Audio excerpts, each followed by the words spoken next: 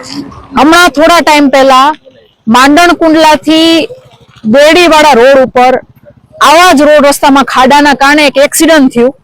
એ એક્સિડન્ટની અંદર બે જણાએ પોતાનો જીવ ગુમાવ્યો. એક ભાઈએ એનો પગ ગુમાવ્યો અને એક ભાઈએ એનો જીવ ગુમાવ્યો.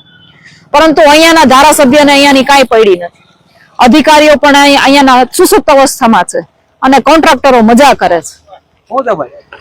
એટલે હું દરેક નાગરિકને કહેવા માંગુ છું, ગોંડલ તાલુકાના તમામ નાગરિકોને કહેવા માંગુ છું કે જો તમારે સારી સુવિધા જોઈએ છે, જો તમારે તમારા મૂળભૂત અધિકારો જોઈએ છે અને જો તમે તમારા કહેવાય ને તમારી સ્વતંત્રતા, તમારી આઝાદીનો તમે ઉપયોગ કરી અને તમે તમારા હકને ભોગવવા માંગો છો, તો એક વખત બધા ભેગા થઈ અને અવાજ ઉઠાવો. જ્યાં સુધી તમે અવાજ નહીં ઉઠાવો ત્યાં સુધી આ લોકો સુસુપ્ત અવસ્થામાં પડ્યા રહેશે.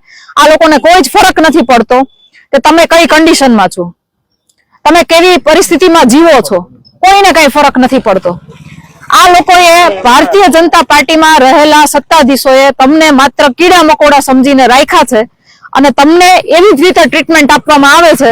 તમારા વોટ જોતા હોય ત્યારે એ લોકો આવે ને તમને લાલચ આપે ને તમારા વોટ લઈ જાય, પછી તમે તમારી કોઈને કઈ પડી જ નથી.